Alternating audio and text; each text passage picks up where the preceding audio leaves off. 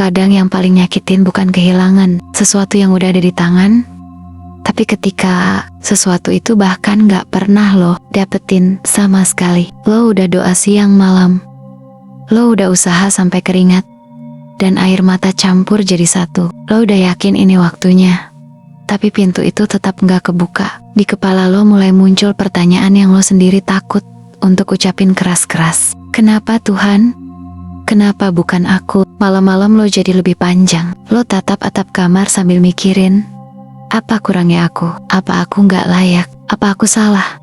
Sampai harus diperlakukan kayak gini. Dan dalam diam, lo mulai merasa doa lo kayak nabrak tembok. Gue tahu gak semua orang mau ngaku, tapi ada masa di hidup kita di mana hati kita sempat marah sama Tuhan. Bukan marah teriak-teriak, tapi marah yang diem. Marah yang bikin kita males doa. Marah yang bikin kita berkata dalam hati, ngapain doa selama ini? Doa juga gak dikasih. Tapi gimana kalau semua yang lo pikir adalah penolakan, sebenarnya adalah perlindungan? Gimana kalau lo gak dikasih, bukan karena lo gak pantas, tapi karena lo terlalu berharga untuk dikasih sesuatu yang akan merusak lo? Bab 1. Penundaan yang tak pernah lo minta. Penundaan bukanlah hukuman. Dalam bahasa Tuhan, penundaan adalah proses penyiapan. Kayak petani yang gak akan panen sebelum waktunya, Tuhan juga gak akan kasih lo sesuatu sebelum lo siap menanggungnya. Lo pengen dapet kerjaan yang lo idam-idamkan, Tuhan tunda. Karena kalau lo dapet sekarang, lo akan ketemu lingkungan yang bikin hati lo mati pelan-pelan. Lo pengen punya pasangan yang lo pikir dia adalah orangnya, Tuhan tunda. Karena kalau lo nikah sama dia, sekarang lo akan habis. Bukan cuma secara emosi, tapi juga iman. Lo pengen bisnis lo langsung meledak, Tuhan tunda karena kalau lo kaya sebelum waktunya, lo akan jadi sombong.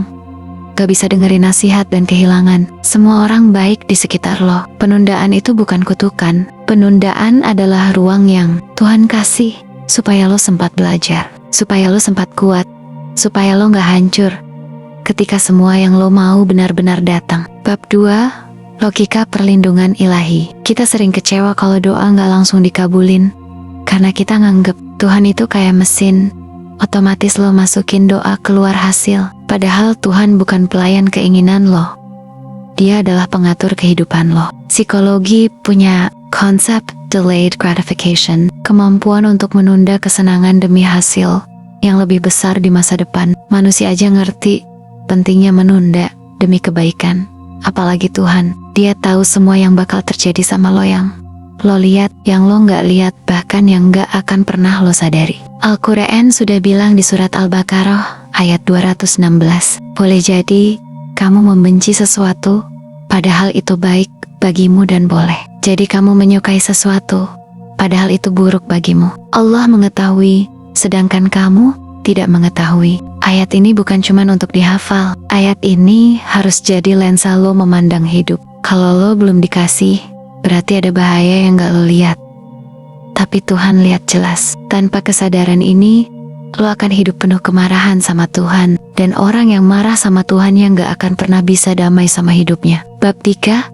Ilustrasi kehidupan yang mengguncang kesadaran. Mari kita bikin ini nyata. Lo minta rezeki banyak, tapi Tuhan tunda. Karena kalau lo kaya sekarang, lo mungkin akan berhenti salat lupa keluarga dan mulai belanja. Hal-hal yang ngerusak mental lo. Lo minta jodoh cepat, tapi Tuhan tunda. Karena orang yang lo suka itu mungkin punya sifat yang akan bikin lo patah setiap hari. Dan kalau lo nikah sama dia, rasa cintanya gak cukup kuat untuk bertahan menghadapi badai hidup. Lo minta jabatan tinggi, tapi Tuhan tunda. Karena kalau lo dapet sekarang, lo akan berhadapan dengan politik kantor yang kotor dan hati lo yang sekarang belum siap buat menghadapi itu. Berapa kali lo marah karena sesuatu gak kejadian, tapi beberapa tahun kemudian lo bersyukur itu gak kejadian. Berapa kali lo kecewa karena gagal, tapi ternyata kegagalan itu nyelamatin lo dari luka yang lebih dalam. Kalau lo mau jujur,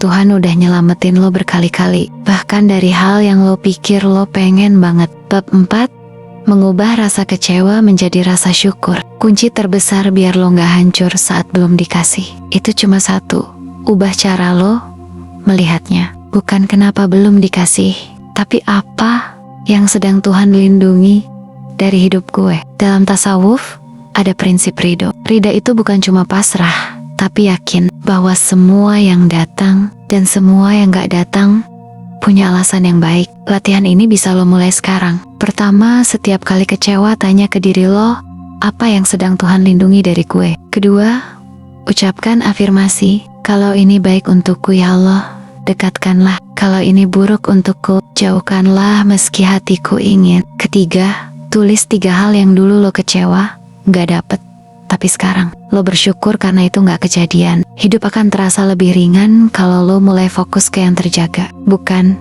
yang hilang. Bab 5, kisah penundaan yang jadi berkah. Gue pernah tahu cerita seseorang yang doa minta banget nikah sama pacarnya. Gagal, hubungan itu kandas. Tayah ya, bertahun-tahun kemudian dia ketemu berita mantan pacarnya masuk penjara karena kasus yang memalukan. Di titik itu dia nangis, bukan karena sedih, tapi karena sadar Tuhan nyelamatin dia dari masa depan yang gelap. Atau cerita pebisnis yang pengen banget invest besar-besaran, Tuhan tahan, dia kesel. Beberapa bulan kemudian sektor usaha itu ambruk kalau investasinya, jadi dia bakal bangkrut total. Lo pikir lo tahu masa depan lo cuma tahu keinginan lo. Tuhan tahu yang lo mau, tapi dia juga tahu yang lo butuh. Bab 6, dari ditahan menuju diberi. Tuhan itu bukan cuma maha memberi, dia juga maha menjaga. Kadang penjagaan itu datang dalam bentuk belum dikasih. Kalau hari ini lo ngerasa tertahan, ingat, mungkin ini bukan penolakan, tapi persiapan. Mungkin ini bukan keterlambatan, tapi penyelamatan. Lo lebih rela dikasih semua yang lo mau sekarang, tapi hancur, atau lo rela ditahan dulu, lalu nanti dikasih yang bikin hati lo tenang selamanya. Sahabat, hidup bukan cuma tentang dapetin semua yang kita mau. Hidup adalah tentang siap nerima yang terbaik di waktu yang tepat dengan hati yang siap. Kalau pesan ini nyentuh lo, simpan baik-baik di hati, karena suatu hari nanti saat pintu itu kebuka, lo akan senyum sendiri dan bilang, ternyata waktu Tuhan selalu tepat. Dan ternyata selama ini dia bukan cuma ngasih aku apa yang aku mau, tapi juga ngejagain aku dari apa yang bisa menghancurkan aku.